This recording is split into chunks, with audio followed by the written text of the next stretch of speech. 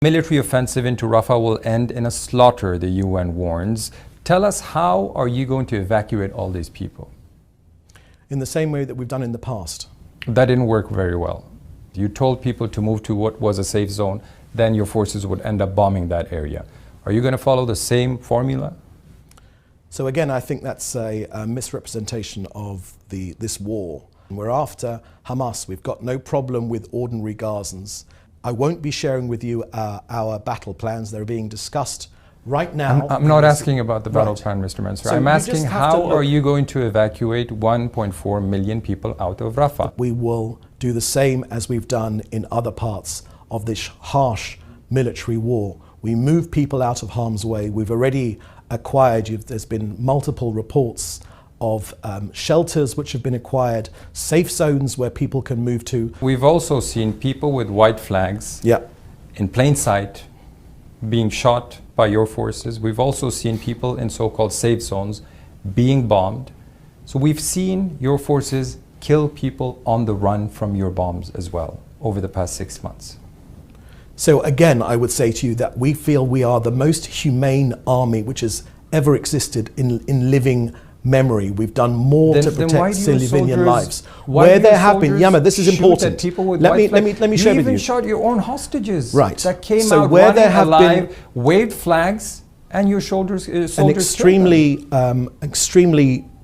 terrible occurrence that was. So how are people in where Gaza we have supposed to made feel mistakes? Safe? How are they supposed where to we feel have safe? made mistakes, we investigate, we wait for those results, and we adjust our behavior accordingly. That's what democracies do. 1 week into the war, your army spokesperson Daniel Hagari showed the world a virtual 3D model of an alleged Hamas command and control center which stretched several stories beneath the largest medical facility in Gaza, the Shifa hospital, which you know very well of. Why haven't you shown any proof of such a command center? Again, Yama, this really line of questioning really shocks us here in Israel, because we've shown the world media, many journalists have been taken to those tunnels. We've seen those bulletproof doors, we've seen the cells. No, specifically with Shifa Hospital, what you've shown the world are abandoned tunnels and shafts and weapons your forces claim were found inside the hospital. That does not prove that Hamas had a 3-story underground command and control center under the Shifa, a claim Israel has used to justify the attacks on hospitals all over the Gaza Strip. I'm quite disappointed at this line of questioning, and it's not just from you, because we face this unreasonable burden of proof of the horrors of Hamas strategies. We've shown you tunnels. Hamas has never denied they had tunnels under Gaza. That's an open secret. But you're claiming that they had a command center under the biggest hospital in Gaza. You use that as an argument to lay that hospital in ruins, and that's why it's a question the international press has to ask you. Where is this command center under the Shifa hospital? Asking questions is, of course, the right thing to do for any journalist.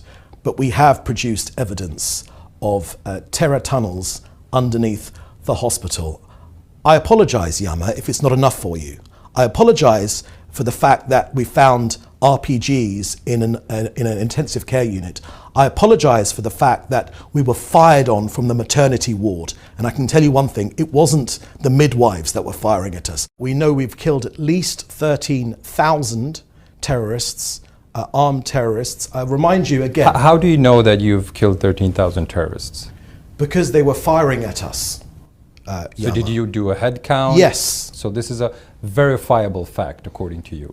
I don't say that we have their lists, I don't say we have their names, but we have killed 13,000 combatants. Yes, but it's just a number, Mr. Mansour. It's just a number. We have never seen any concrete proof that backs up this number.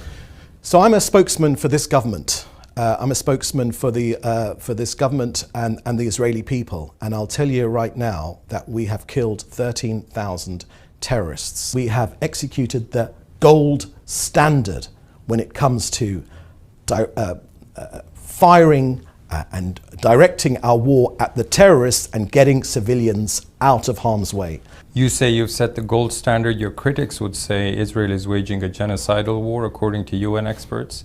Israel finds itself in the docks in the International Criminal Court of Justice, which says there is plausible reason to believe genocide is being committed in Gaza. The EU says Israel is using starvation as a weapon against 2.2 million Gazans. Doesn't really sound like a gold standard.